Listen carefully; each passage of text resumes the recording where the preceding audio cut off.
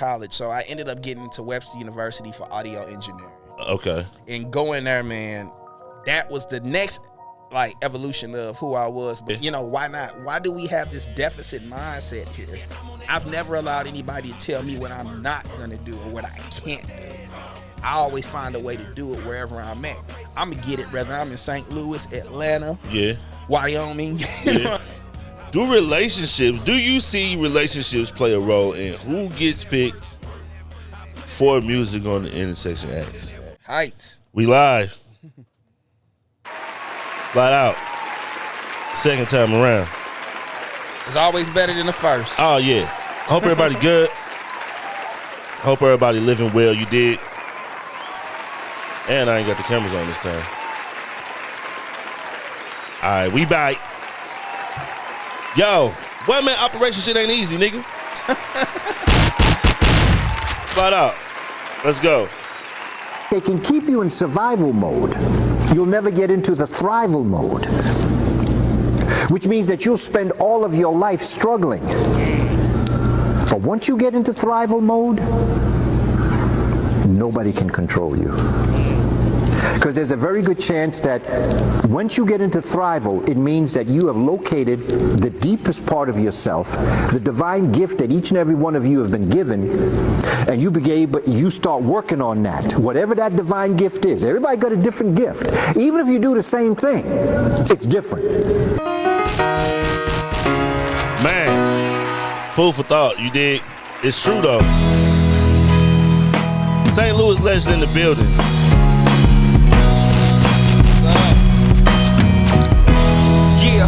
U-City legend in the building. Folks doubt, check out my response. 3 dots, not recognized, earned and took a spot. Hey, why not? My crossover got me breaking ankles. And rank 2, no gravitas to negative thoughts. You see my angle? Scan the room, where's your etiquette? Shout out to Zach Steele. He engineered this.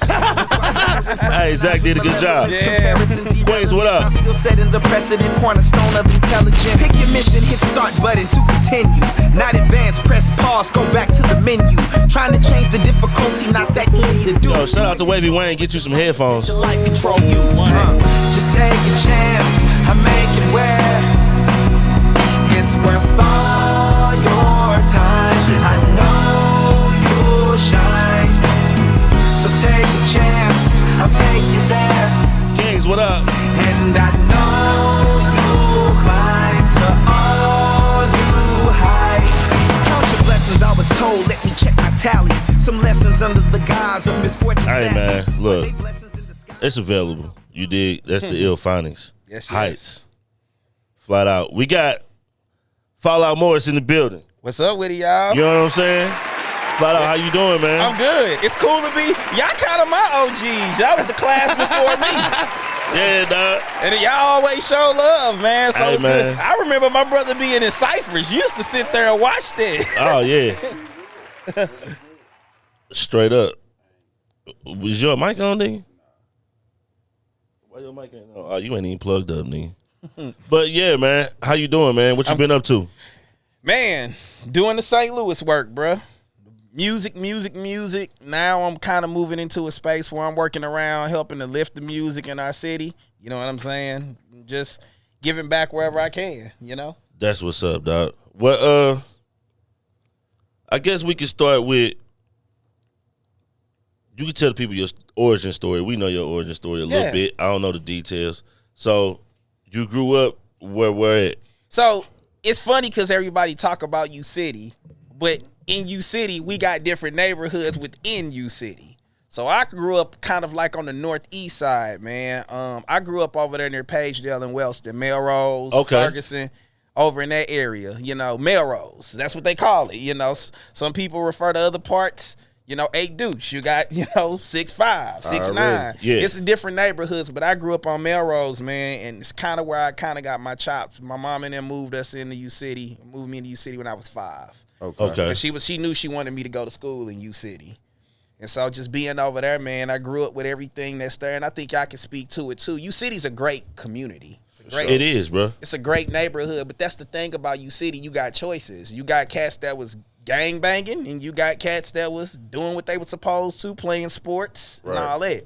Yeah. I fell off in the rap circle. Yeah. So about 12, 13, I start writing poems. Okay. But I didn't know they was raps. I was just writing them. Okay. And as I was writing them, Derek Moore, I'm for sure y'all know James and all them. Yeah, for sure, man. for sure. Yeah, his brother actually picked up one of my notebooks and started reading it. He's like, nigga, these is raps. What? I'm like, no, these ain't these poems. That's what's up. And man, from there, me and him, we start writing against each other. And from Brittany over to U City, it just kind of evolved. It exploded, you know, because I knew I wanted to do it when I saw Nas. It's funny, we just talk about Jay-Z and Nas. Yeah. When I saw If I Ruled the World, I was like, how does a nigga rhyme like that? That shit was so hard, man.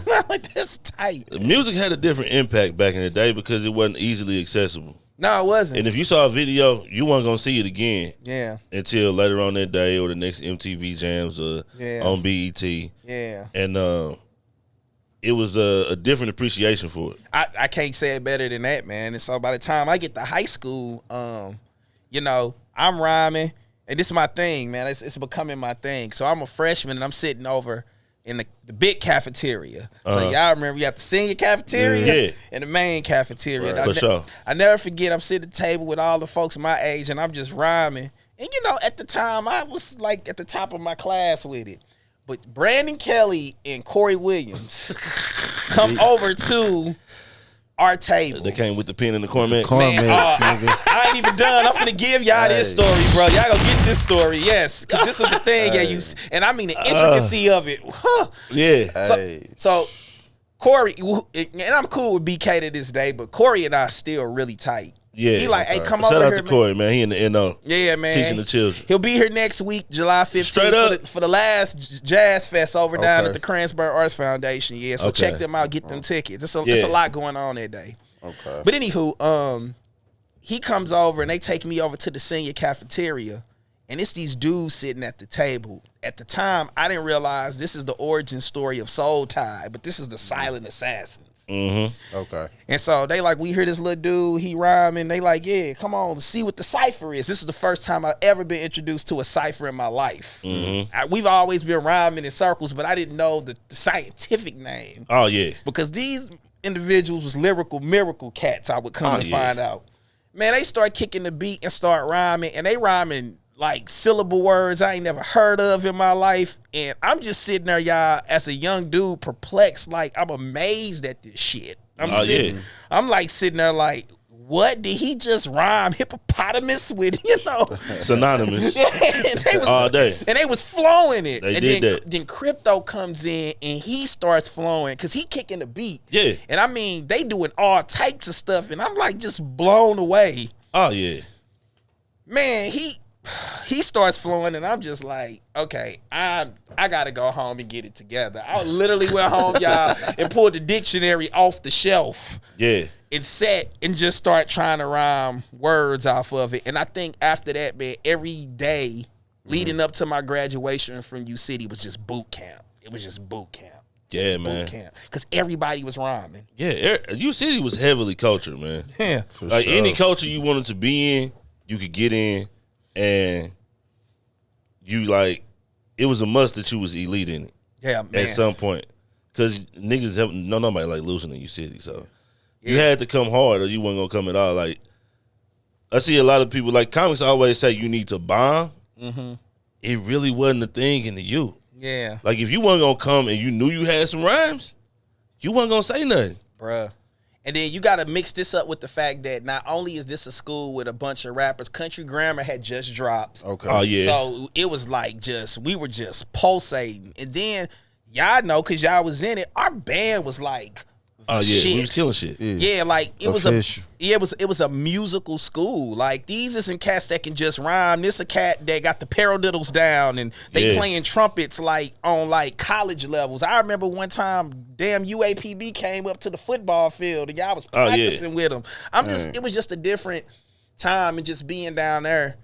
It was so many different styles of MCing because being in St. Louis, we listen to everything. And I don't think people truly understand that we listen to East Coast, West Coast. We listen to a lot of down south, but we also respected Eminem. Like, so these cats is mixing these flows together and whatnot, and we freestyling. Oh, yeah. Real freestyling. Like, no, this wasn't written. Nah, You're making it up on the spot. Strictly off the dome. Yeah, man. So it molded who I was. And at that time I was much more technical. Okay. You know, I haven't lost the ability to be technical, but being in the band for 20 years, I've kind of learned how to songwrite more than just, spit lyrical stuff all the time. You know? So yeah, man. I mean that's the basis of it, man. It's just U-City's a very intricate part of my MCing origin story because I was cultivated there. And we in ciphers with folks. Y'all sitting there, people U-City will tell you trash. Exactly. That's why I say you wasn't gonna say nothing if you ain't had nothing to say. Like if your shit wasn't right, you wasn't gonna do it. Hey man, you garbage. I done seen cats get beat up. Yeah. Like, man, I don't like your rap or you, dog. It just turned into a fight. Straight up. Yeah. You see it, nigga. It was just different, man. Yeah. It was so different, man. So after high school, what happened? So yeah, man, I leave U-City. And I wanted to go into the Blaze battle. I never forget it. I was like, Mom, I'm going to go to Chicago and do the Blaze battle. My mom, the rest of her soul, was like, no, the fuck you not. Yeah. You're going to college. Niggas is not on the Blaze battle. Niggas didn't know about that for real. Nah, my mother was like, you ain't doing nothing but going to college. So I ended up getting into Webster University for audio engineering. Okay. And going there, man, that was the next, evolution of who I was because coming from U-City, I had always known black music. Yeah. Hip hop, R&B, soul. This is the shit our mamas and daddies cleaning the kitchen to, working on cars, the stuff that we always know. Yeah. But I get to Webster, and I'm now immersed with some of the best audio engineers in the country. That's crazy. Yeah, and I'm sitting in the studio and I'm learning studio etiquette. I'm understanding the importance of sound and whatnot. I'm really nigga learning hertz and shit. Yeah, oh, man, look. Why sound is a algorithm, the algorithm of sound, you know what I'm saying? Just shit like that, and I haven't lost it. I just don't do it as much as I used to. But being there, I was around so many different musicians. Mm-hmm. And, Webster has a pretty prestigious jazz program. Okay. So I'm cool with these folks. And through the whole thing, I know y'all remember Keith Biscuits. Yep. That's my partner to this day. Okay. He went off to college, but he ended up coming back and working, and we just kept working on music. So by the time I'm halfway through college, man, I done got so deep. I'm involved in organizations. I'm one of the 3 black guys that's running around Webster just doing all this amazing stuff. I also had met another guy. His name was Kevin. Mm-hmm. White guy, played guitar. And he wanted me to work on music, and I was already working on music with Keith. Okay. So what we ended up doing was kind of coming together and putting that music together to do a project. And then I end up calling homeboy Spanky, he from U-City, bass player. Okay. And my cousin Chaz, who's a drummer, he's playing keys predominantly these days. And it starts the beginnings of Illphonics. Okay. And so we on this college campus just playing. And we playing at an event that I co-founded called First Fridays. Okay. And so we got 300 or 400 kids, even adults in college, coming to this event. Where was First Fridays at Webster? It was at Webster. Okay. Yeah, man. And every first Friday. Yeah, literally, man. Shout out to my homie Benny. I just saw him in Minneapolis. He had the idea, but I helped him get it together on the ground, running the sound and all the other type of stuff. But we started playing at these events, and people were coming to see us. We only had 10 minutes to play, but we had a full band. Right. Okay. And we're playing this and people loving it and whatnot, and it turned into the school asking us to open for Lupe Fiasco. Wow. Then the next year, the Roots came and we opened for the Roots. And I will say this with all the love in the world. We held it down opening for the Roots. We were basically told, because it was funny at that time, A&Rs were in the crowd looking at us. They were like, y'all the only group that opened for them that don't sound like them, and y'all sounded good. Right. And so that begins the trajectory that leads to us leaving Webster and going into the St. Louis ecosystem. And immediately after I graduated from Webster, so I did get my degree. Okay. Took me 5 years, but I got it. Straight up, flat out. Sound engineering. Yeah. Okay. And I got it with honor, so we ain't, just a little flex. Hold up. Okay. Quit playing. Yeah. It leads to us going to St. Louis, and we participated in a Battle of the Bands, which was a pretty big one in St. Louis at the time. And the first year we did it, we came in second place. Okay. We lost to a group called Mattahoochee. They been the jam band on the St. Louis for years. And it was cool. They were the most gracious. They were just loving the fact we was a young up and coming band. Right. The second year we actually won it. That year we battled the Midwest Avengers and we won. And shout out to John Harrington and all, and they kind of showed us some love too and start giving us shows, and then you start getting the trajectory of Illphonics. By this time, we had changed our name because we were originally Fallout and Friends, right? Okay. But that shit sounded like a PBS special. That's what we So we had a long debate on the campus of Webster of what we was gonna call ourselves, and we landed on Illphonics. Okay. And so we then at that point, so this is around 2009, 10. We're now officially on the St. Louis music scene. We aren't very high yet, but we're there. And then it starts the trajectory you see that goes from there. Okay. I want to go back. Yes, You lost your mother. Go ahead. What you say?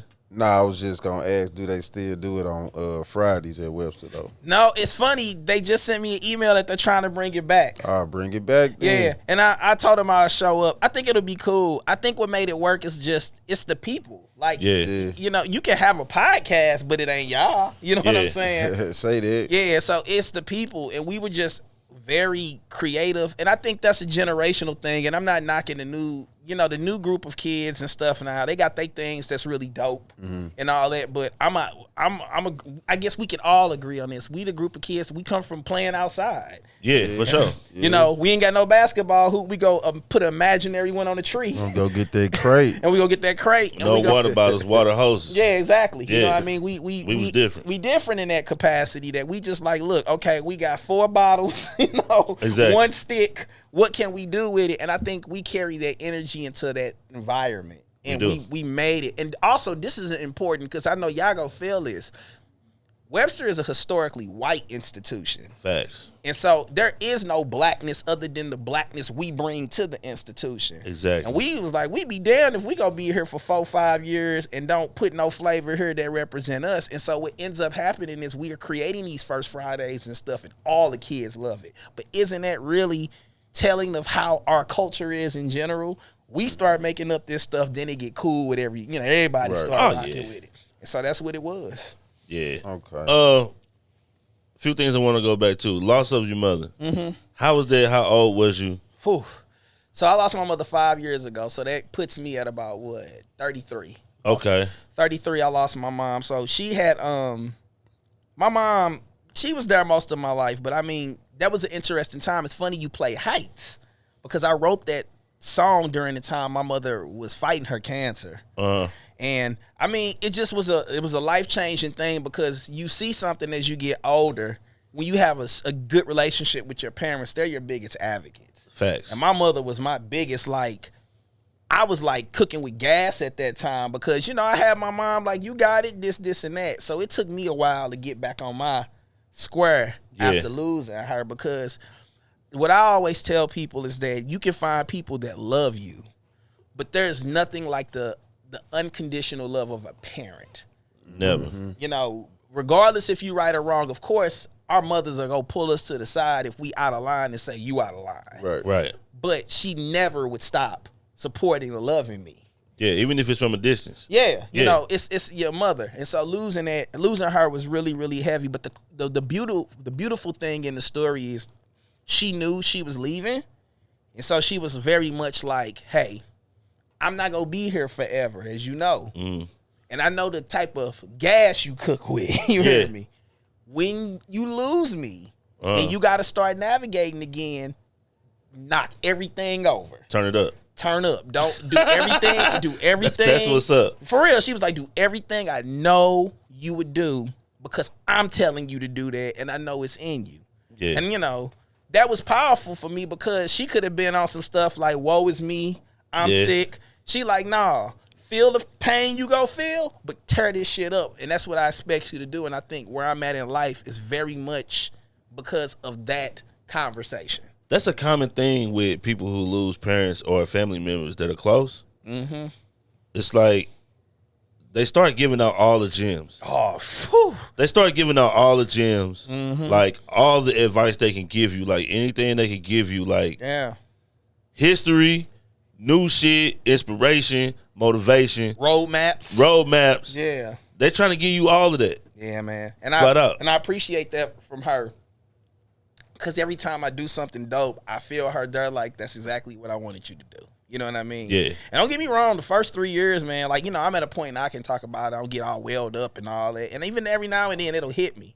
Yeah. But the first 3 years, it was just rough, man. Like, I was still doing Ilphonics, and we were still working on music, and I was present there, but it was like I was in a twilight zone. Yeah. You know?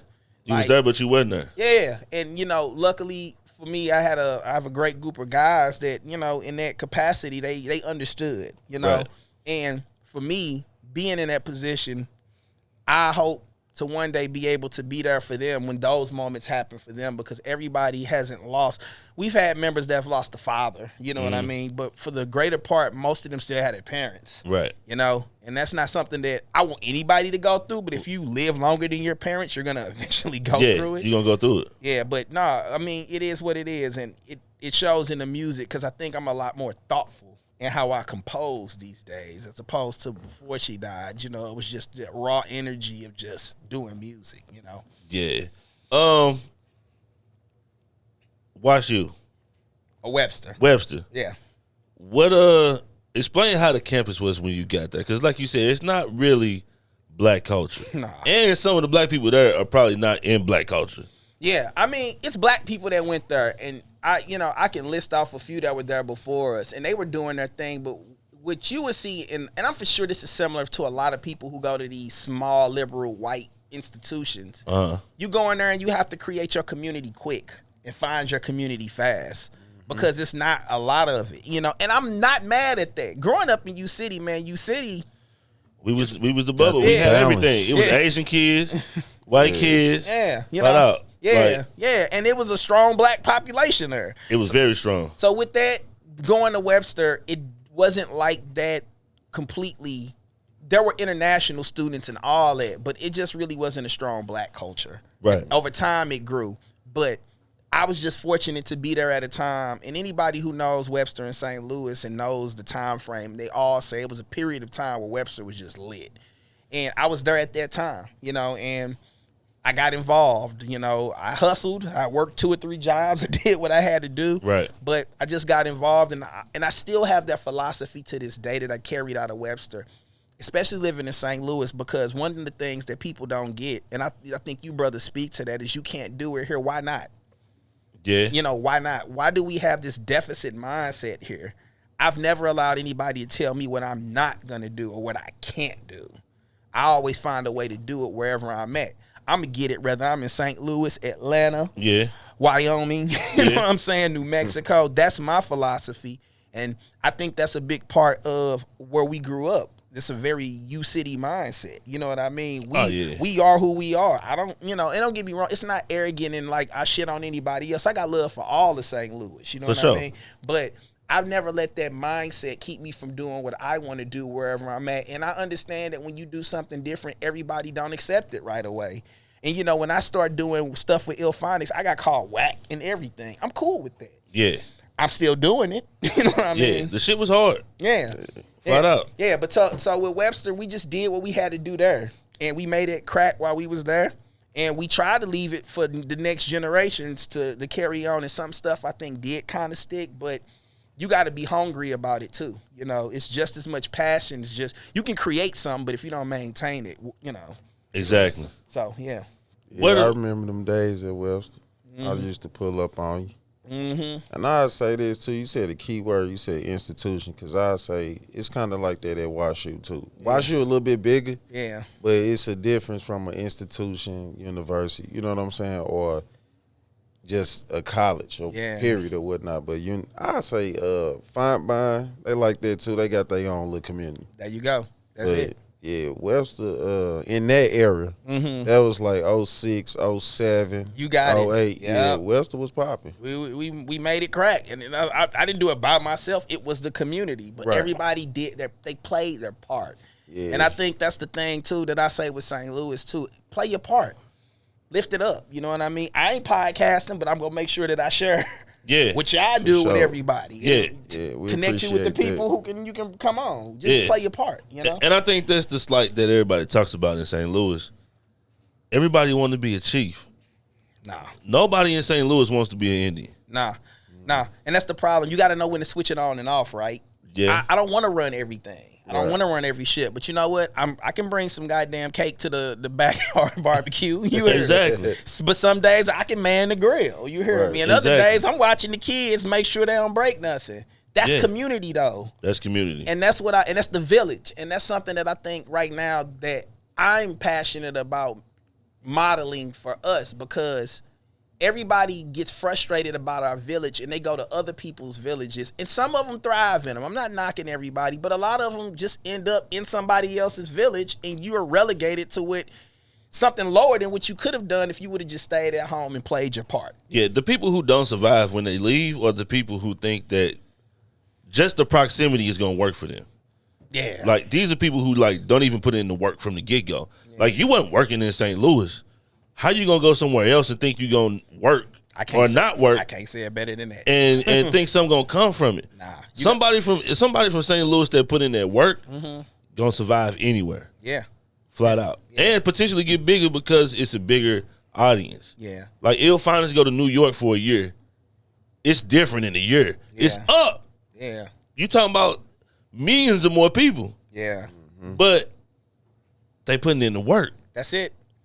That's it. And I think this is fertile soil to put in the work and then jump from here and go into other markets. Because people, maybe we not ringing in New York or LA like that, which is fine. But the truth of the matter is the talent that comes out of this city historically is astronomical. And we get acknowledged for that. We've played in markets where people didn't think we would do. Played in New Orleans and we killed it. We've played in New York and we killed it. You know what I mean? So it's just a hunger that I have about my town because I like my shit. You hear me? I can love everybody else, visit everybody else. It's places that I just love to go because they're dope. But at the end of the day, the people that I admire who are in other places, they don't just love your shit. They go back to their shit and they build it up. And I just have that mindset, and you can't make me think differently because it's possible. I don't think from a deficit mindset. Exactly. I can make it happen here. And, you know, if it doesn't work out and life changes and I have to switch up, that's fine. I'm not denying it. But I'd be damned if I didn't say I'd give it a full effort before I even get to that point. And I think, and this is my opinion, a lot of people don't really lean in here. They just get frustrated. They listen to other people tell them what they should be doing, and they leave. And I'm like, you know what? That's cool for you. I'm doing just fine, though. And the people that's doing the work around what I'm doing, they doing just fine as well. And you can come back and do just fine whenever you're ready. Exactly. Where the leader come from in you, man? Man. Like, I hear you talk about organizations. I know you're a part of certain organizations, and you like to start shit. Yeah. Where does that come from?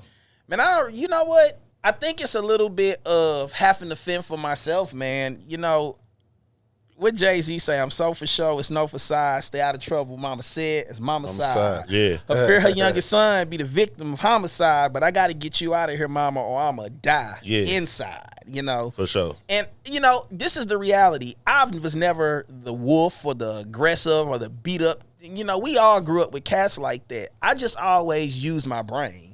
And I always saw alternatives and different ways to do things and whatnot. And I think what has put me in leadership positions isn't me just talking about it. I back that shit up. I do the work. Facts. You know, if I say I'm going to do something, I'm going to fulfill that obligation. And another thing I think that goes with leadership is when I break shit and I fail, I'm honest about it and I don't run from it like, my bad. You hear me? And that's maturity for you, right? That's the one, though. Yeah. Like, in the Man Be Right intro, I say the most accountable men are the ones who grow more. Yeah, I take account for everything I get wrong. I don't always get it right, but I believe in what I do. You know, it's not an arrogant confidence where I'm just popping my chest out, but I feel like I can get it done. And I never underestimate the value of the village, right? That's what one of my mentors told me. I know nobody does this shit alone. So how can I empower you to keep doing what you doing that's great while I'm doing this, because it's a equal effort that we're putting into it that's going to lead to something bigger, man. And, you know, I lean into that, man. And again, I don't do nothing by myself, you know. Music, Keith is right there with me. You hear me? Working on the music stuff that I'm working on is people in proximity to me. I'm leaning on them as well, but I do my part consistently and I work my best to do it well. And I don't always get it right. Yeah. And I'm still learning. I still have people who tap me on the shoulder and say, think of it like that. And that's one thing that I'm big on in our city. A lot of people think visibility makes them leaders. And Nah. I don't agree with that. Yeah, nah. You can be on Facebook and Instagram all day running your mouth, but when it's time to sit down and look at the paperwork, right? Where's the trail? What are you really doing, right? Exactly. Fuck the popularity. Let's get the job done. You know? For sure. That's real. Yeah. I think that's the problem with me, man. I historically try to push flat tires. Ooh. You know what I'm saying? Yeah. Like, just because I'm cool with niggas, I relate to niggas, I fuck with niggas. Like, I'm a nigga like, hey, I want you to be the best nigga you could be. Like Wayne, nigga, all my niggas look rich as fuck. Right. But niggas don't be on their own. Yeah. Niggas don't want to put the air in their own tires so the car can roll further. And it's like, I've historically done that. I'm getting off that though. You got to be careful. Somebody told me you can give a person the will, but you can't give them the want, right? They got to want it. Yeah. And, you know, I'll push you as far as I can, but if you don't want it, you don't want it, you know? And that's fine. You hear me? I'm just not going to keep exerting my energy to push you in the direction that you don't want. And sometimes you have to come into understanding later on in your time, and then it'll make sense. But this is the thing about coming into it in your time. When the skillet is hot, if you ain't ready to cook, you hear me? You miss real. And I've missed opportunities across the board because I wasn't ready. So give me one. Let's see. I mean, I think with Il Finest, we had an opportunity to move to LA early on. We wasn't in that position to do that. We didn't want to do that. We wanted to stay in St. Louis and do what we're doing. I think that would have put us 5 years ahead. It would have. But we chose to be here. You know what I mean? I'm on my personal life. It's women I've met that are phenomenal women. I blew it. You hear me? Straight up. I wasn't ready. Shout out to the Kings. Yeah. Okay. And I can acknowledge that. I don't run from that type of stuff. And I think that's another thing in leadership that I understand is transparency. I shit just like you. Yeah. I wake up with good days, bad days. You know what I'm saying? I'm a creative, but I'm not a creative that's some goddamn like prodigy. My creativity is very much acquired over years of practice and consistency. You know?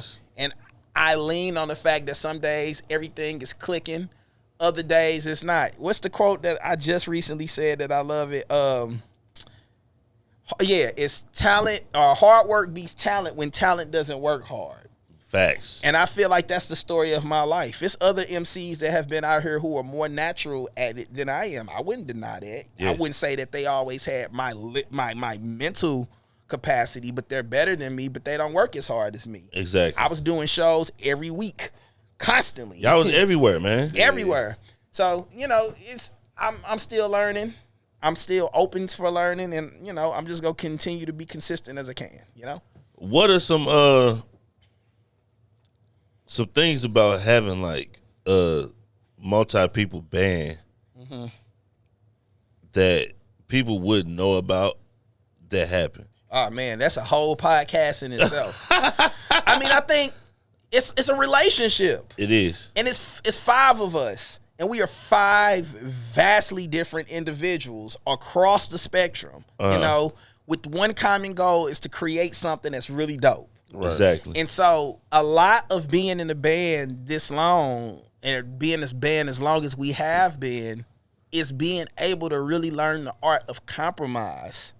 There are songs you all have heard that I did not envision it coming out that way. It was not what I thought.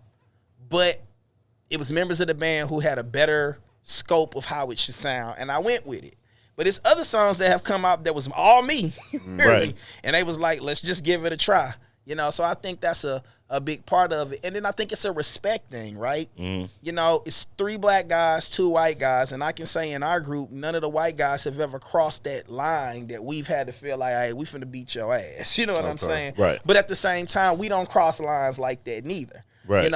And I think that works well to our advantage. Also, the beauty of it is that because we're so vastly different, we bring different musical perspectives. I am probably out of the group the least musical, right? Okay. I can play some piano by ear. I know how to program drum machines and make beats. I can do all that, but I don't have an ear for it like Chaz or Keith or Spanky, who's like virtuoso on bass type shit. You need to be killing shit. Yeah, I don't have it. I hear it still from just it either feels good or it don't. Right. You know what I'm saying? You definitely know when it sound good. Yeah, and I listen to it like the shit sound dope. I think a Right. lot of people will like it. So I think that's one of the things that also plays into how Illphonics has worked over the years, you know, and it's constantly evolving. We're in the evolving stage now. Everybody's kind of chilling, working on solo stuff and whatnot, but that's our evolution. We need breaks. You know what I'm saying? So, yeah. So, you're not Kirk Franklin. Nah. I think a lot of people think you Kirk Franklin. Nah, man. I think a lot of people think, you know what I'm saying, like, it's you, and then you create the music with the people, like the band shit with the people. It's everybody coming with their own ideas, and that's dope. And I've never, ever told anybody it was all me. And that's the crazy thing. So I'm glad you brought that up. Yeah. Am I an integral part of this? Absolutely. You know, am I the leader of this? You can say I'm the moral leader of the group, 100%. Right. But when it comes to the creative process, all of those songs, we have over 85 songs, bro, that we've written together. They all have, there's an origin story for every song, and it doesn't always start with me. Right. You know, it can start with Keith. It can start with Chaz. Right. Kevin has some chords he brings, and we go from there. You know, every now and then I'll have some lyrics that they build around, but I typically like to hear the music and write to it. Like, I'll let the music dictate what it is, you know? Right. But, nah, man, it's never, ever been a scenario where it was just all me. And I never tell anybody that it's all me when it comes to the creative side. Now, when it comes to the business side, I probably have a lot more weight there. Right. But as far as it goes with the music, man, we are equal. We are an equal group. We have votes. It's 3 out of 5. You hear me? If 3 of us like it and you 2 don't, we'll hear it, but we'll go with it. Right. Yeah. So it's very much it's democratic as a band can get, you know? Yeah. So yeah.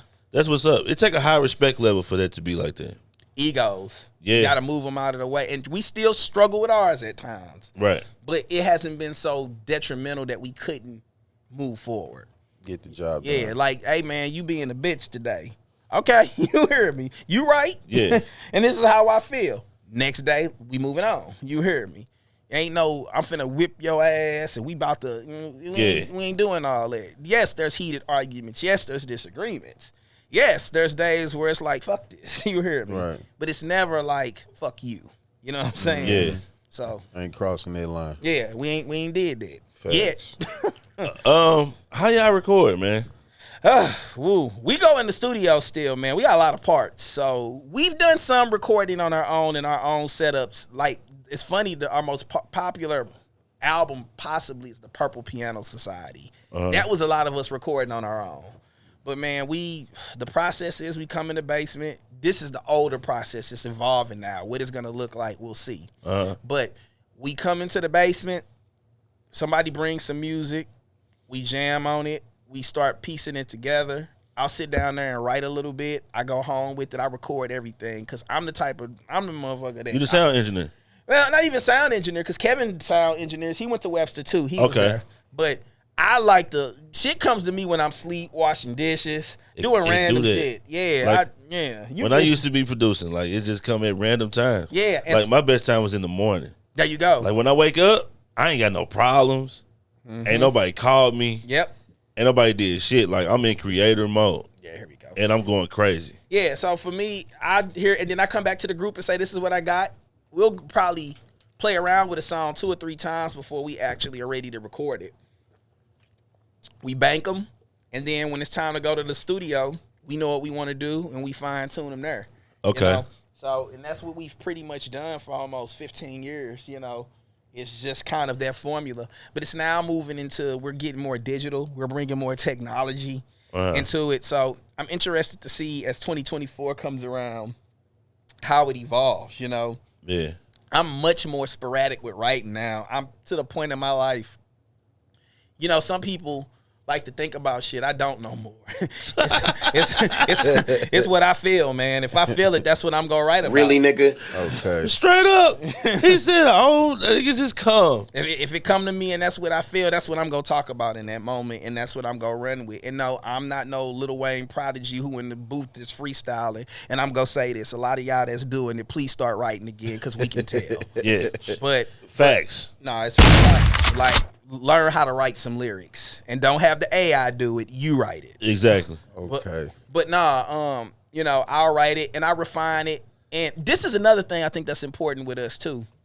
And it's crazy, man, because we live in a time where everybody wants music all the time. Song, music, like the longevity of it is so short now. Yeah, oh man. It's crazy. It's content.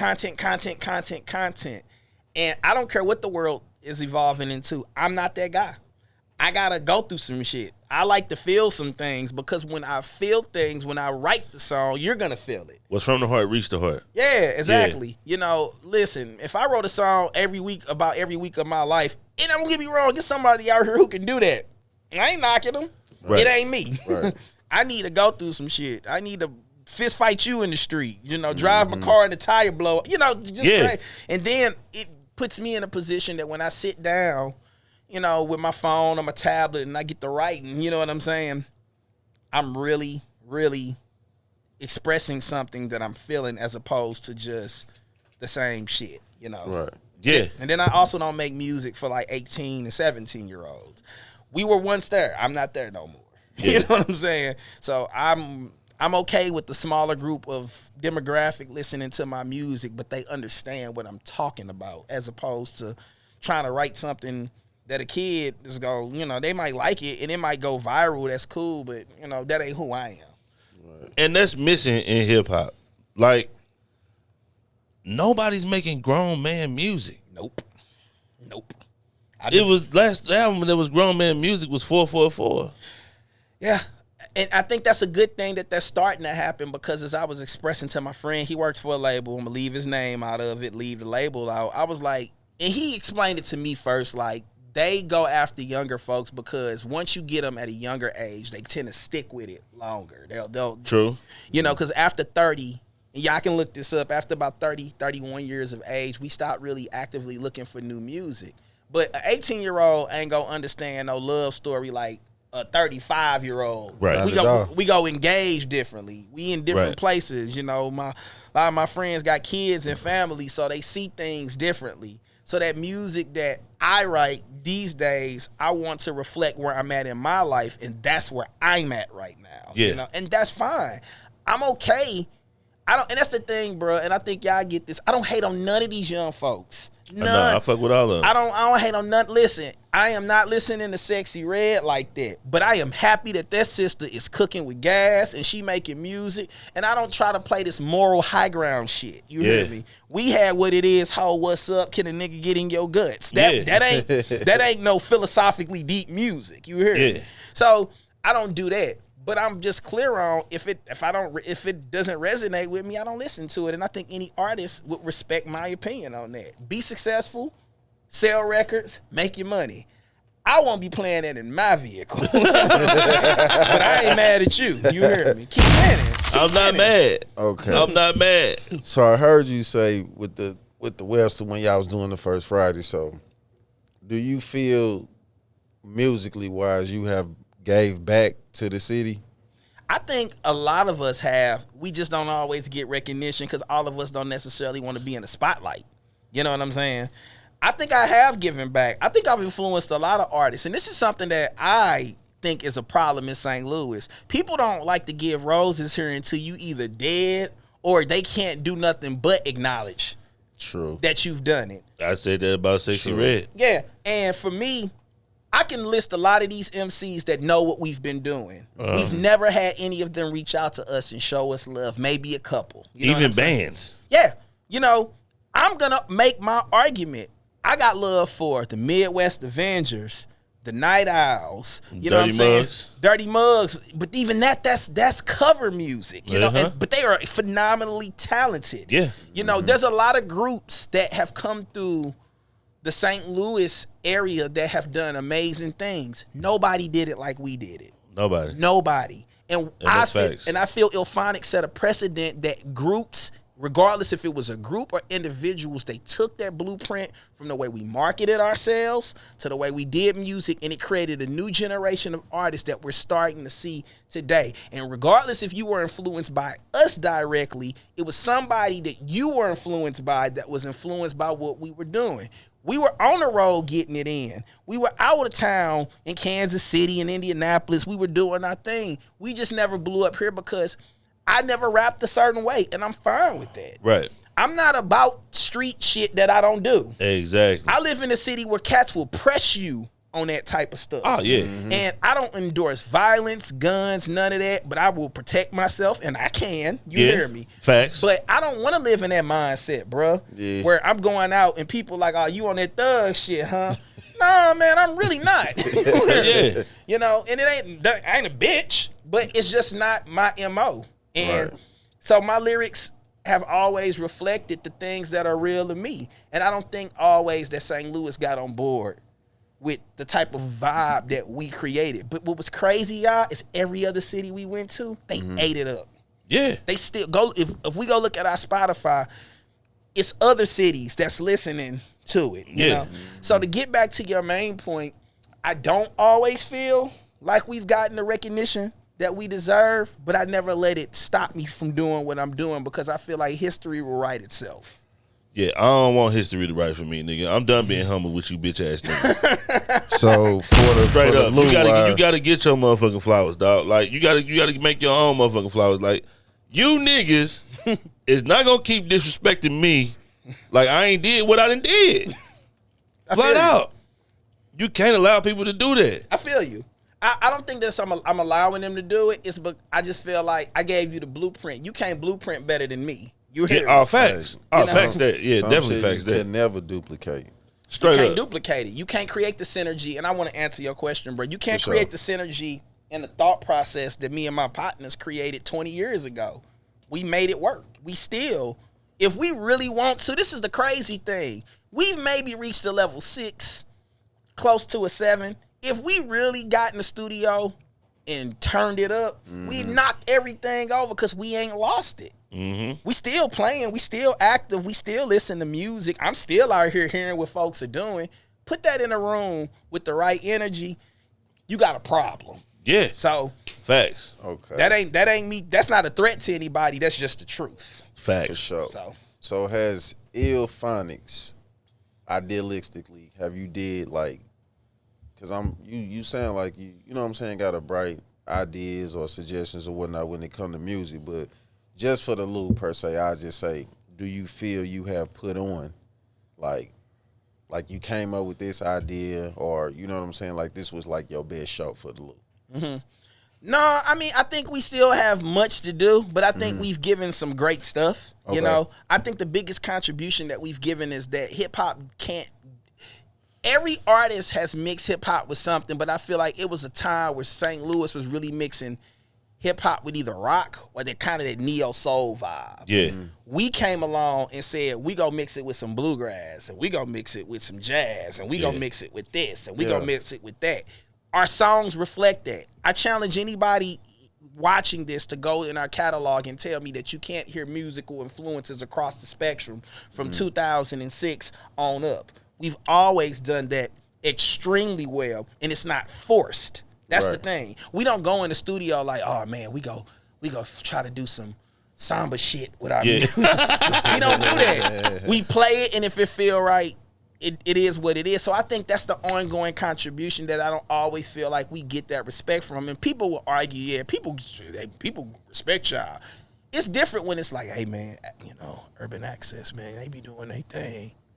But it's another thing when people be like, hey, man, when I look at the podcast in my city, Urban Access is one of them that I rock with. It's like people want to hide the shit. What you want to hide, man? We ain't competing with none of y'all. We putting on for you. Yeah. Sure. It's pride to go to a city and whip they artist ass on behalf of St. Louis, because we have been in cities where they be like, yeah, I do music in St. Louis. We be like, you got 45 minutes to get your point across. Straight up. Because when we get on stage, all your fans finna be at our merch table, and our batting record for that shit is pretty high. Okay. Yeah. Okay. Shout out to Ill Phonics, man. If y'all ain't had a chance to tune in, but like I said, I know that was probably like the last time and I just witnessed. You know what I'm saying? Just pulling up on y'all doing some shows or whatnot, especially at Webster though. Yeah. So that's why I was just going with it like shit. I know development wise, St. Louis is still growing. Yeah. You know what I'm saying? Music wise, St. Louis is still growing, but when motherfuckers get boxed in and they don't really know what you capable of because they just see one ton of vision, Yeah. you gotta fuck around, either turn the page or do more research. Yeah. Yeah. We just left. We was just to the point where we was like, we'll go on the road with people. And that's how I live my life. I am around people who want to be around me. And no, that does not mean I'm around people who tell me what I want to hear. I'm around people who love me enough to challenge me and also recognize my talent too. You can do both. You can be like, man, I don't know if I feel that song, but I do like that one. You hear me? Hey, facts. I'm okay with that, right? So I don't want to get it misconstrued, but you know, I'm not fighting with St. Louisans on who's the king of the hill here. Right. You can have that hill. Hey. I'm going to do what I'm going to do because I'm going to navigate the valleys, the hills, the mountains. I just don't get caught up in that mindset of I got to prove something to folks, you know, in that capacity. But we've just been consistent on what we've done. If we weren't consistent, I wouldn't be sitting here having this conversation. Leadership skills. There you go. For sure. The reason I asked about the recording, I want to know, this is like a thing of mine. Okay. I would love to record an album like the 70s. Ah, man. So where everybody plugged in, Yeah. we one take jaking it. If we fuck up, we start it over again. Yep. Have you ever wanted to do it that way? We've done it that way. Y'all have done it that way? We've done it that way. What album? Our first one, Sound. We recorded all of those songs literally like in one day. I gotta go back. And it sounds like it. It sounds older. And one of the things Cause that shit hard. No, it is hard, but that's the thing. We play for real. Yeah. When I'm on stage rapping, there's no backing tracks. Okay. I either remember the shit or I forget it. Okay. I'm pretty good. I would give myself a strong B+ on my ability to remember everything. But I have been at shows and forgotten lyrics and all that and had to play it off. You know, we really do this. And don't get me wrong, where we're currently at with live groups, a lot of live groups are doing backing tracks and all that because of the sound. But my thing is, unplug that shit and let's see you do it. Yeah. Sit in front of a room of 50 people, unplug, where I can literally see the sweat on your face and recite your shit word for word with the musicians. And I think it's artists that are doing that. You know, I got love for all of the new ones that are on the scene. So, you know, Anthony Lucius, he's from the east side, but he's killing it. He's doing great shit. Draco is a new act that's coming out. He's doing his thing. He went to SLU. Yeah, he went to SLU. I know. Dude. Yeah, he doing his thing. I know he's seen us for years do what we're doing. He doing his thing right now. You know, Loot Rat is still relevant. They're still doing their thing and whatnot. So it's groups out here in St. Louis that, you know, are live acts that are doing it. And if I missed you, it's charge it to my head and not my heart. It ain't no diss because people will start, well, you forgot this person. Right.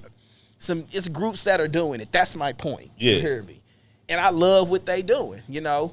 And so it's nothing wrong with it. I mean, Retro Champ, that's my cousin, but he's doing his thing. Shout out Retro. Nando's on the road with he has a band. It's groups that are doing that band thing the way that we did it. And like I said, we didn't create it. I think we just innovated. Right. We know that it rolled over. So yeah, but you can do it, man. It's just you got to have people who got chops. Yeah. You fuck up the bass line, you're playing it again. Hey. Straight up. Okay, let's go to music at the intersection. Okay. Well, no, before we go there, Right. the hiatus. Okay. When y'all stop doing music? Oh man, we did It's been a couple of years now. No, I ain't been a couple. It's been about a year. We ain't did nothing since what? Maybe it was October of last year. We played the Blues game. But we just right now, man, we just at that point, man. Individuals want to get out on the scene more. They want to kind of do stuff with other people, which is fine. Other members had solo acts. Me and Keith, man, we've been friends since high school, man, and we've been really wanting to work on our project for a while, which is Pipe Isley. Get ready, because y'all go get this pipe. Oops. Yep. Okay. Okay. But we've been wanting to work on that. We're getting closer and closer to finish it, taking our time and having fun with it, really doing it. So it's just a little bit of a hiatus. I would not say that it's a breakup. I have not seen anything that indicates we're done forever. but we're just we're reimagining what it's like to be a group and all that, and that's fine. And I'm actually okay with that because I actually want to. Writing for Illphonics is not like writing for myself or writing for another person. We've created a brand. Illphonics is not a band. We're a brand. Right. And so writing for that brand is something. Then also I think we're at a point where we know that we're going to radically shake things up when we do get back together. So I think pauses are necessary. Yeah. But right now it's just Pipe Isley and the work that I'm doing for the Cransburg Arts Foundation. That's what's up. Cranberry Art Foundation. What you doing with the Cranberry Art Foundation? So I am the director of the artist residency. I also work on some special projects and like partnerships and whatnot. I told y'all this nigga was a leader. Yeah, man. I do some work around music at the intersection. And let me preface this with don't call me asking how can you get on the lineup. You follow the same protocols as everybody else. We're going to talk about the protocols. We're Yeah, going to talk about that. because people will be like, hook me up. And I'm like, that's not how this game go. That's not how it go. I ain't even on it. You feel me? So that's real.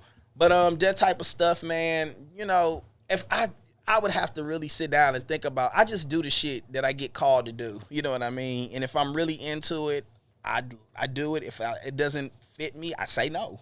And that's something that I've had to learn to do in the last 3 years is tell people no, because everybody want to sit down and have conversations and pick your brain for free. Oh, for sure. And when I say free, it ain't always money. Yeah. I'm just, just your energy. They want that. And so for me, I'm very selective on what I do, but I promise you, whatever I choose to do, I'm 100% into it, and I give everything I can to ensure that I give the best me into the community, because these things don't belong to me. These things belong to the community. For sure. So, yeah. Big fact. Straight up. Music at the intersection, man. How did you get involved with being on the board for that? Well, man, I got to remember, but the long story short is I was invited to be on it a while ago. Shout out to my supervisor, Chris Hansen, man, who really quietly is unsung in his work that he does for the arts in St. Louis, you know. Chris, stop being humble, cuz.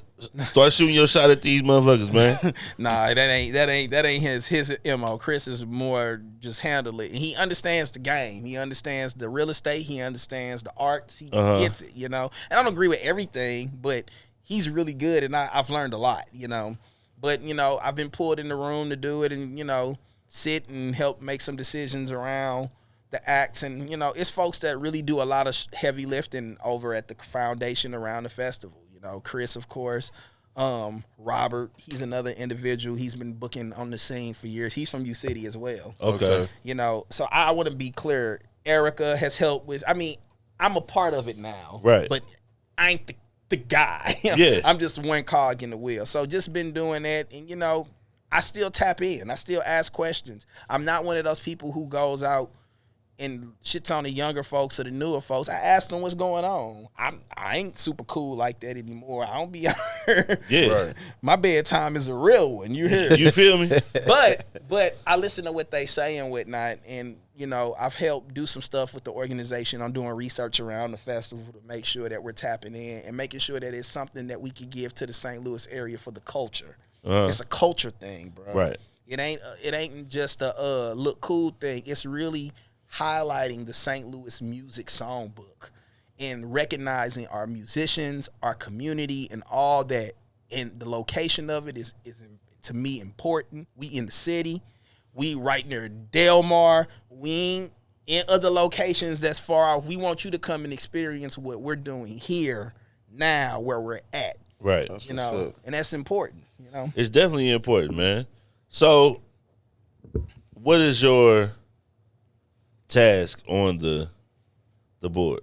So it's basically, for me, I'm one of a few other individuals that we just vet music that eventually will land on the stage. And that's more high level. High level, So okay. I don't really get involved in the local stuff. So Right. that's why I tell people, like, man, why you didn't put this person on there? Look, bro, that ain't even my space or anything. Right. It's helping to make sure that I'm a voice in the room to be like, hey, maybe we should think about this artist. Or Right. maybe we shouldn't, you know.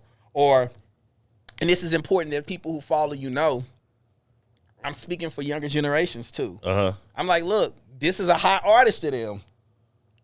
It's worth considering. You know what I Exactly. mean? I try to make sure that I'm neutral in it. I have my personal artists that I love. You hear me? For sure. But just making sure that I sit and I'm honest and transparent about what I feel we're missing what I feel I can add. And I'm just one voice in the room. Right. But I try to make sure that I'm very clear on my stance. Yeah. And I also, everywhere I go, I make sure I represent us. And when I say us, I think it's twofold. It's people of color and black people. You know what I mean? I always want to make sure that I don't get lost in that. And I always want to make it clear to people that there's no room I'm going to go in and I'm not going to be authentically who I am and authentically black. And I'm going to stand on that. That's real. Right. So there's not a room that I'm in that they don't respect that. And when I feel like that respect isn't there, I will leave that room.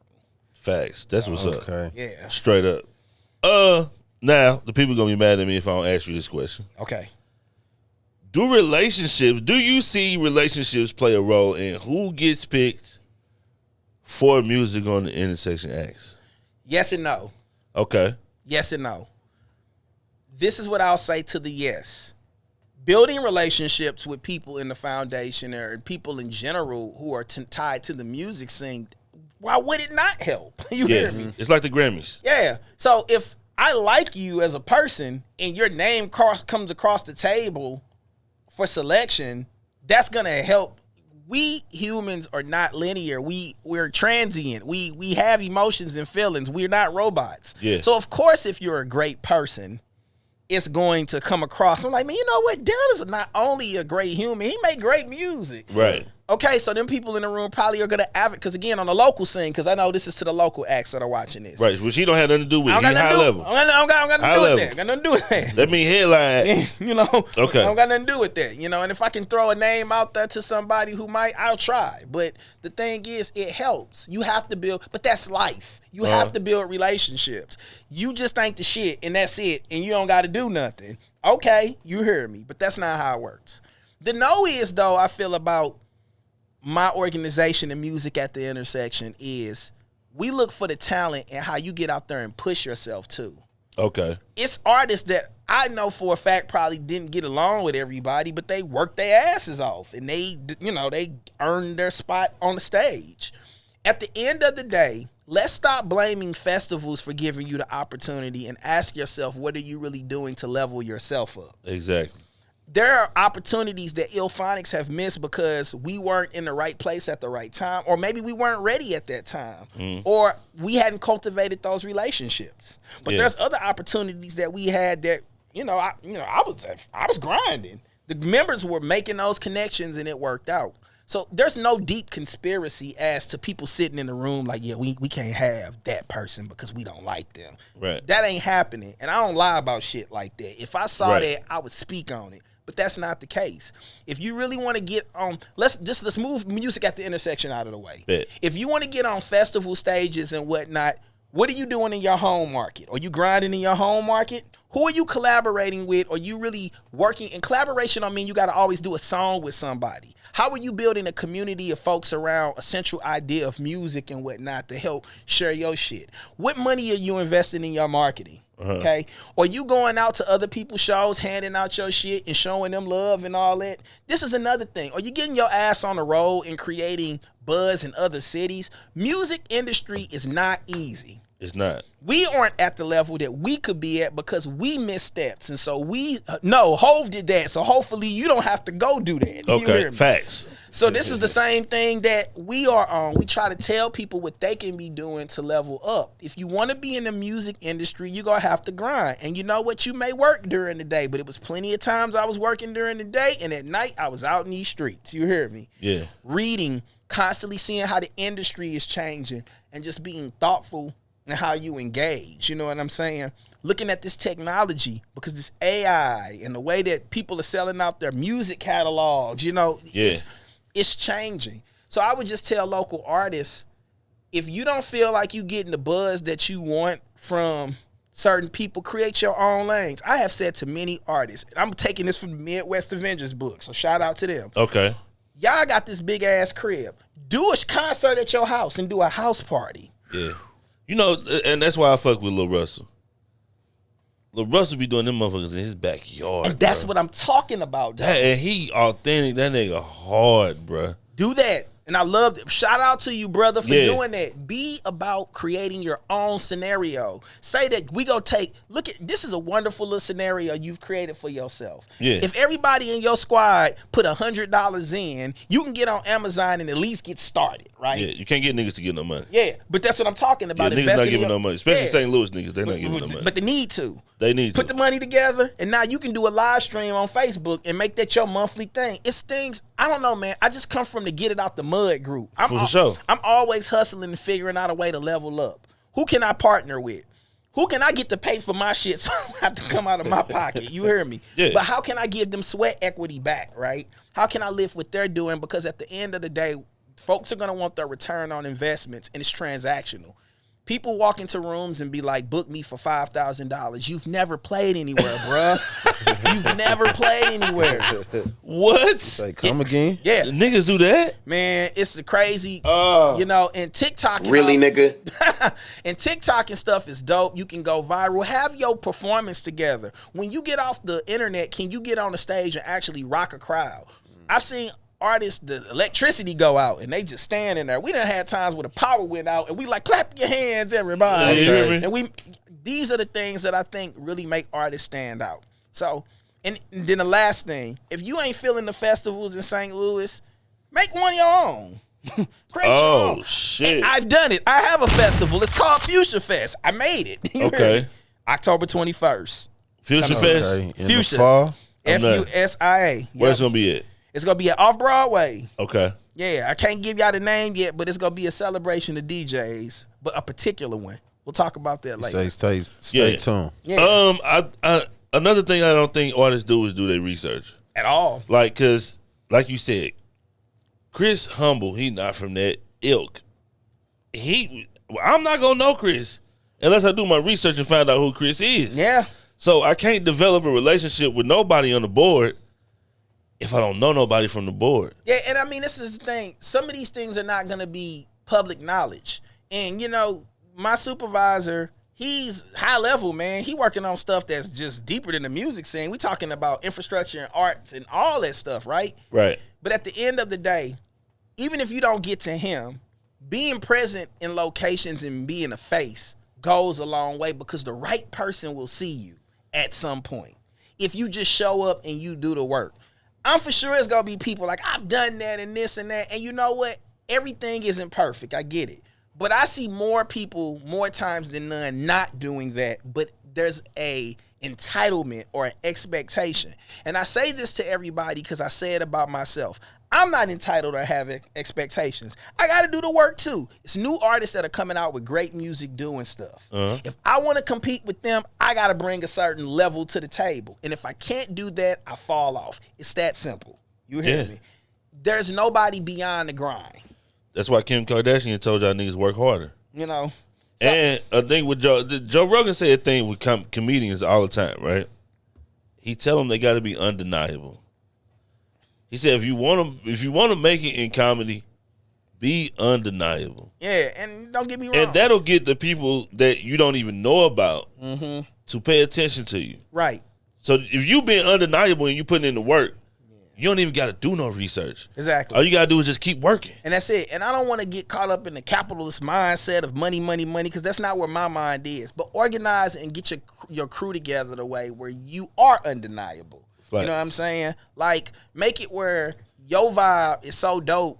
People like, man, I'll pay $40 to see you. You hear me? Or they just be like, I just want to be there because it's the shit. And if we look at history, man, anything that's dope is like that. And to your point, research. I spend more time on YouTube looking at other artists than anything else. I'm constantly studying my craft. I'm constantly... Every now and then I get in my vehicle and I'm going to work or somewhere and I put on some of the new rappers and I'm just hearing what they doing, right. And regardless if I like what they talking about or think it's very good, I need to understand what's going on. I'm reading about the changes in the music industry and how they're going to impact me. You know what I mean? How you like Killer Mike new shit? I like Killer Mike stuff. It's funny though. I'm kind of reading the book that's kind of anti what Killer Mike is talking about. But I like Killer Mike as an MC. I got to know what book you read. What book you read? I got to get my phone. Is it on Audible? Yeah, it is on Audible. Okay. I can't think of the name of it off the top. I'm on my Audible shit now. No. I might have to pull out my phone so I can give it to you. The Myth of Black Buying Power by a guy named Dr. Jared Bell. Yeah, it's an interesting book, man. It really is. What? Yeah. The Myth of Black Buying Power? Yep. That shit make me want to motherfucking listen to it. Nah, you need to read it. And it's not that he's hating on anybody, but he's basically saying is we can't conflate true political organizing with capitalism. I understand that. You know, he's not telling individuals not to create success for yourself and whatnot, but he's basically saying that these systems that are in place financially that are run by these people are designed for us never to be a part of them. They were never intended for us to be a part of them. Facts. Right. So what we need to do is think about what does it look like to truly organize politically and at a grassroots level together to create the changes we want. And I mean, to a degree, he's saying you have to upend capitalism to see that success. And it's a radical idea. And I would say to anybody who's looking at me like, what the fuck is you talking about? Step out of your comfort zone and read something a little bit different. My master's degree is in media literacy. Okay. So I'm always reading ideas that are sometimes contrary to what I personally feel. I don't always agree with them, but I at least want to understand them. And so it's a different book because, you know, I come from the ilk of, you know, you work hard, make a lot of money, and you change your trajectory.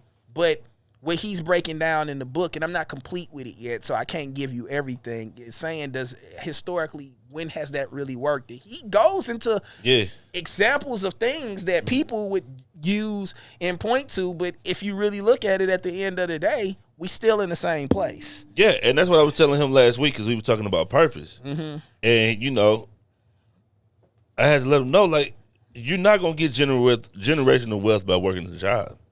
It's just not going to happen. Yeah. Unless you're making $1.5 million a year, it's not going to happen. And he's speaking to that type of, exactly. And again, I'm not telling anybody listening to this not to grind and make your money or do whatever, because I feel there's somebody watching this, you're on your way to create that for your family. But you're going against people who have trillions and billions of dollars, and they've had this shit for generations.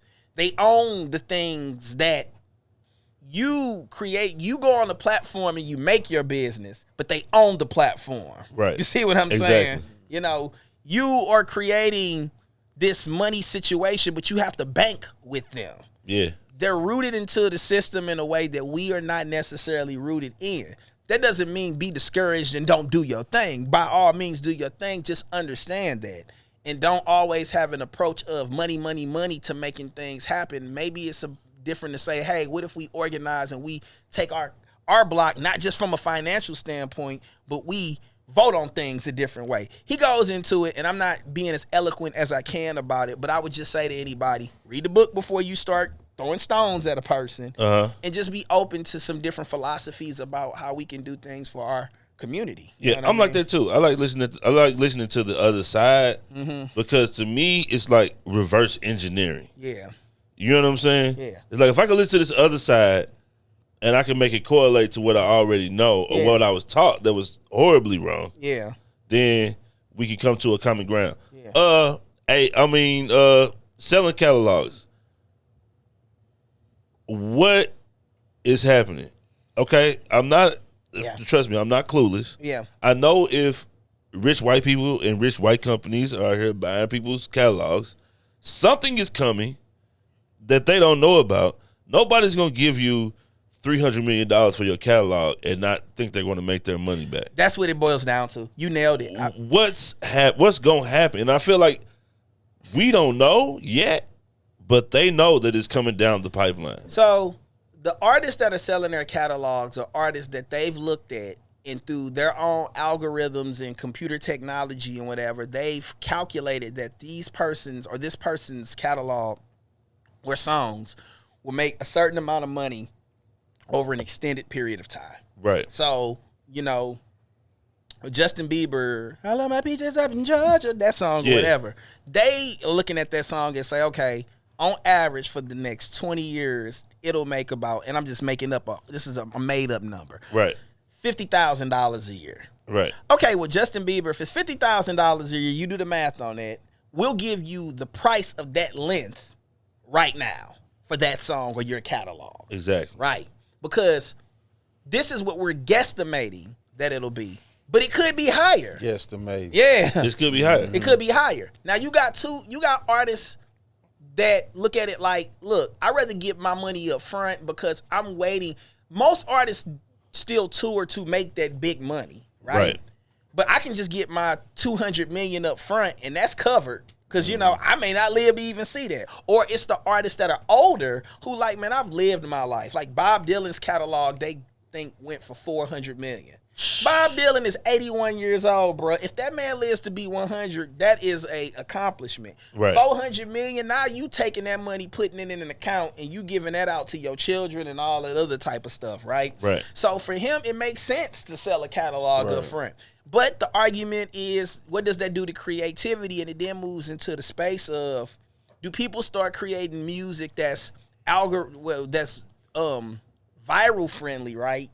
As a means to get that type of situation, right? Exactly. And do we lose that creativity? So, I mean, I think it's different ways that you can look at it. But, you know, for me, shit, I grew up poor. You give me $5 million, look, I'm going to figure it out. You heard me? I'm not expecting to change the world with my little $5 million, but if I can leave something for my family or just be comfortable for the rest of my life, that's fine. So that's what I think it really boils down to when it comes to that. But I think you are onto something.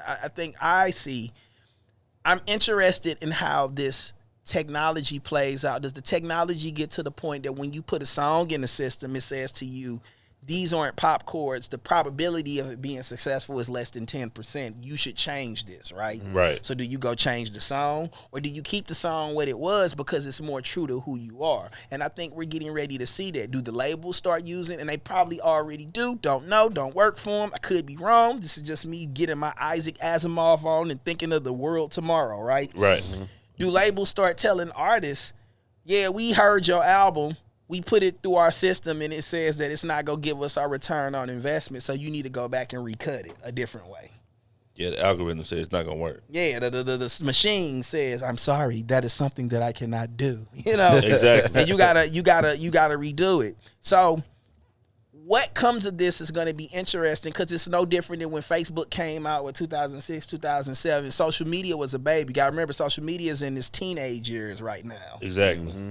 AI is literally just on the cusp. Yes, it's here, but it's still developing. Exactly. So what does that look like? So I'm interested to see how it plays out. I'm researching it as much as I can to understand it. But at the end of the day, we can't lose our ability to create what we feel. There's no computer that can do that for us. We have to still find a way to do that. Yeah, I'm a believer that I'm not no dummy, and I know when rich white people start buying shit, something finna happen.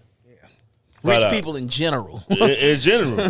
When they start buying shit, and everybody been buying catalogs, some coming down the pipeline, they done had a rich people meeting in Montana somewhere at a big-ass ranch that you niggas don't know about, and they not finna give you $400 million for no reason. Yeah. They gonna make that money back within the next 10 to 15 years, and I'm just really on the edge of my seat waiting to see what the fuck it is. Yeah. Well, we'll see what it is. I mean, you know, the technology changes rapidly. Yeah. And it will continue to change rapidly.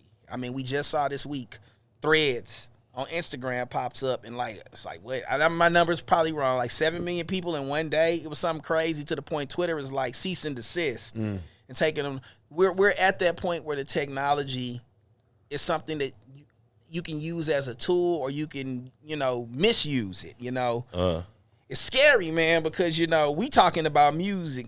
Music can cause harm. It can, Yeah. But what does this look like when you got AI running power grids and machines? And I don't know. And I'm not trying to be a doomsday person, No, you being very realistic. I'm not a soothsayer, so I don't know what the future holds, but AI for music is essentially self-checkout. For music. Yeah.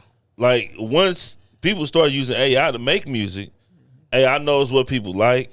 Yeah. It gathers so much information. You could type in the title of a song and it gives you a whole song. Yeah, it's doing that now.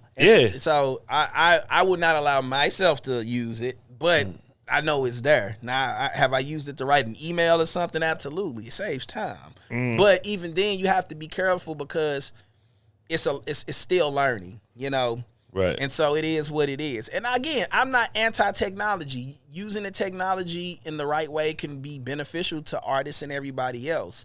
You have to have the moral line of which you won't cross. When it comes to music, I'm anti-technology all the way.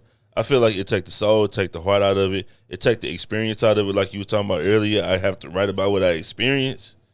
It takes all of that out of the music. Well, maybe this ain't the best example, but I mean, the reason that I'm on the fence and I'm 50-50, piano was a common instrument for hundreds of years. When they created the synthesizer, I'm for sure that shook shit up. You know what I'm saying? Yeah. But today, I can't imagine doing music without my synthesizer. When the drum machine came out, people were like, it's going to put the drummers out of work. And even though you don't need a drummer to make music anymore, there's nothing like having a drummer to give that effect. So I think we just got to find the delicate balance in the both and. Now, again, I think we all have our personal thoughts on how music should sound and how it's going to evolve. I will never use an AI to write a lyric. Ever in my life. That won't happen. Right. But I'm for sure some 16-year-old kid who's like, let me, and you know, at that age, it's funny when we like our teenagers, we break shit really well. You hear me?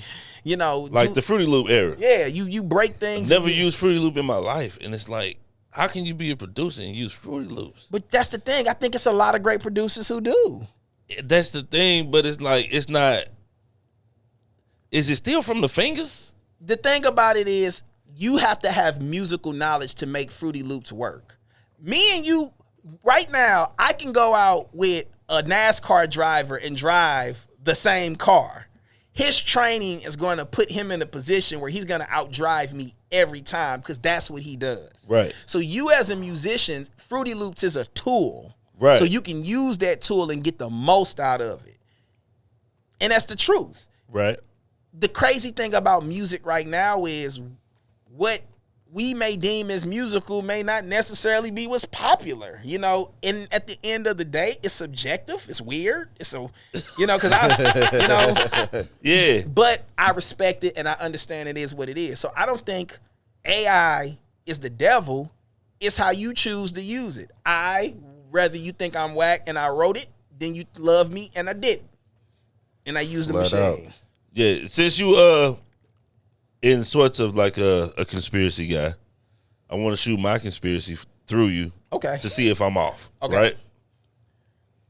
Next 10 to 15 years, podcast is radio, radio is dead. Nah. Once the labels find out how to let podcasters license music, I think that's the only tweak that they need to figure out. Once you can pay Atlantic $50 a month for music rights and play music on your podcast, I think it's done. You know what I mean? Like, people don't even listen to radio for real like that. But I think podcast is the evolution of radio.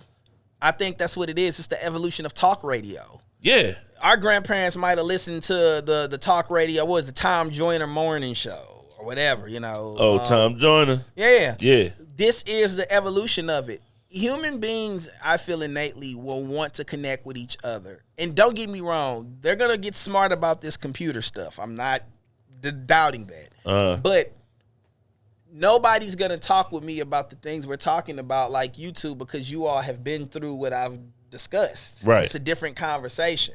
You bring a character to this that I don't think no computer ever will be able to figure out how to do. It can get close, but it won't be it. Technology evolves. Everything we're looking at, the TV has evolved. Shit, and all, think about it, y'all. We relatively the same age. Think about how technology has changed in the time.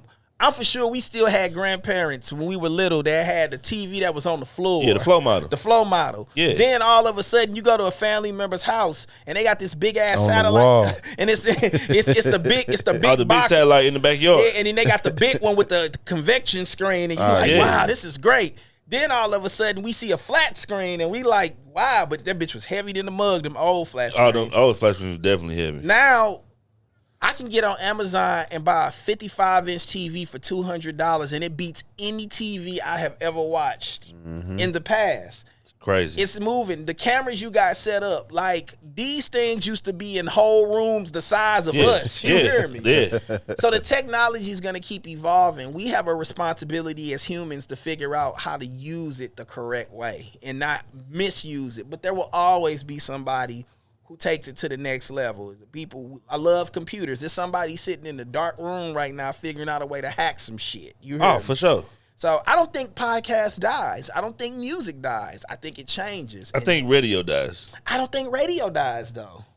You don't think radio dies? Nah, man, radio won't die. I think the money will get sucked out of radio because nobody's gonna listen to it, and then you get the cookie maker shows where they just take the best of the best and they just have a show. But people really not gonna listen to it. Maybe the listening ship. I'm making up words, or the viewership. Yeah, listenership. Yeah, you're right. Yeah, however you call it. Maybe it decreases, but it doesn't die. Okay, let's use another historic example. Vinyl. Vinyl was supposed to be dead. Vinyl's never gonna Vinyl be dead. has went up in sales. Yeah, vinyl's never gonna be dead. Because vinyl gives us something that I can't get on the CD. I can't listen. And y'all know this, and now we sounding like the old man. My younger cousins and friends know nothing about getting up, walking to the record store to go buy a CD. They don't know nothing about hitting record and play at the same time so you can record on the radio. Yeah, there you go. They don't know about going to the street side and putting on the headphones and sampling the CDs and shit. Yeah. They can get up when the release date comes out for an album. They can roll over, pick up their phone, look at it, hit play, and there you go. They ain't got to buy it no more. Excuse me. Yeah. They can just stream it. That's it. And so I think shit changes. But I collect vinyl. I love vinyl. It's nothing like that artwork. Yeah. Reading the liner notes. Like, oh, man, he worked on that song. The static when you drop the pen. Yeah. I've been really wanting to get into vinyl. You should. It's time. Flat out. I've been really wanting to, but I really just got to have the like, I just got to do it. That's it. I just got to do it. That's all. Yeah. But, yeah, man. Follow out Morris, man. Make sure you follow him on Instagram, man. Tell people where to find you at, man. Yeah, man. I'm on IG. Fallout Morris. Outside of this, Urban Farm, and I do a lot of different stuff, like the fish. I like nature. Born between two rivers. So that's a whole thing for me. So you can find me there. I'm on Facebook. I would just probably have you just follow me just on Instagram. That's more of me showing my world every day. Facebook, I feel like it's a marriage. I'm just there. Yeah, for sure. And then, Illphonics everything. ILLPHONICS. We're on all the sites. Right now, we're kind of in a, we chilling, but just be there, because when we do things, it tends to be pretty big. So that's that. And, yeah, man, Pipe Isley. I don't know if we'll get it out this year, but it'll definitely be between the end of this year and early next year. We're in the final stages of recording. So, yeah, you heard me. You're going to get this pipe. And I said it just like that. I know we finna get up out of it, but I got to ask you. I know it's Saturday, but what's in the garden for the more, man? What's in the garden? So right now, I'm starting to harvest some peppers, man. So what I did, actually, before I got here, I got a smoker that my neighbor built me. Okay. I put them out there. I got some hickory pellets, and I've been smoking peppers because I'm going to put them in some tacos tomorrow. Oh, I'm making fish tacos tonight. You got to throw the pictures up for that for the more. No, I will, man. I smoke the peppers, man, because it gives them a different flavor. If I can encourage anybody to do anything that's positive, grow food. Grow food. Hey, facts, man. That's a lost art. I was visiting Bird the other day, and I was asking her where she used to have me out there picking greens, bro. I got greens. And I was like, I just saw the garden. That's I remember, and I don't remember where it was. So I asked her where did you have me picking greens at? And it was crazy shit. I gotta get back into it. And I got a daughter that want to be a chef, so I really want her to get into it. I'm gonna have to come through. I'm gonna have to bring her. No, it's all good. So you can explain to her how to cultivate soil. It ain't hard, man. Once you start doing it, and our grandparents and them used to do it all the time. Facts. If you could just grow 2 or 3 things, you gonna save so much money. If you like greens and you eat a lot of greens and you start growing those, not only are you gonna taste the difference, you gonna save money. And I'm not saying greens are expensive, but everything, and then it connects you with the land. When you know what you're eating, you respect it a lot more. For sure. Let me ask you this: Do you feel like that St. Louis is a good growing ground for food. Yeah, listen. Because it get cold. It get cold, but you can do it here. It's a couple of things because I know that, we running out on time. The first thing is, think about where we at, man. We are between the Ozarks and the American Bottoms. Right. It's a reason why the mound builders chose this area thousands of years ago to set up a civilization that at one point was larger than, like, in population, larger than London. You hear me? Right. This is kind of America's now area. The land is great for it. I've never thought of it like this. Yes, we understand that things have happened with the Coldwater Creek and all that. I'm not denying the things that have happened. But I think people need to really do their research in history on why this area is fertile and why, if you do any research, this is considered the fertile area of the United States. The second thing is that a lot of people don't understand GMOs and all that. Right. Native Americans were taking vegetables and modifying them for thousands of years. The tomato in its form, even if you grow a tomato without getting it from a store, it's a nightshade, and it was a smaller plant that derives from South America. Okay. I see people talk about broccoli ain't nutritious and it's scientifically made. Do your research. Please do your research. Yeah. Plants, they have offshoots and all that. You can grow a pepper, and in that pepper bunch, they're all red, and you have one that's yellow. Right. You take that one and you take the seeds and you grow it, and you then start to grow yellow peppers. Okay. Plants evolve and all of that stuff. So, people can argue all day, but people don't read. I'm not with that. Read. Hey, they say if you want to get it past black people, put it in the book. Nah, see, I don't want to do that. but I want people to do. I want people to do their research on it. And then the third thing, and then I just leave it at that, man. It's just growing food. It connects you with the land in a different way. If more people grew food or like took care of stuff, I think they would respect the planet a little bit differently. Because this is all we got. We ain't getting on no fucking rocket ship and going to a terraformed Mars. That ain't finna happen. Facts. We tear this shit up, that's it. That's you it. hear me? So I think it's a beautiful thing. And black people, it's in us. Oh, yeah. It's in us. So, yeah. It ain't nothing geeky about it. Go get you some buckets and grow you some goddamn vegetables and fruit and enjoy every bit of it. That's my spiel. Okay. Yeah, man. Follow me at IllMac314. Make sure you follow UA Network on all social media platforms and YouTube.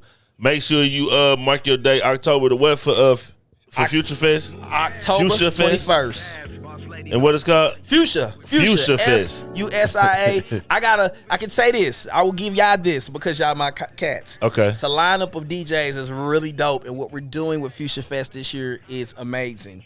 You're gonna want to be there. Flat out. I'm coming. I'm gonna be there.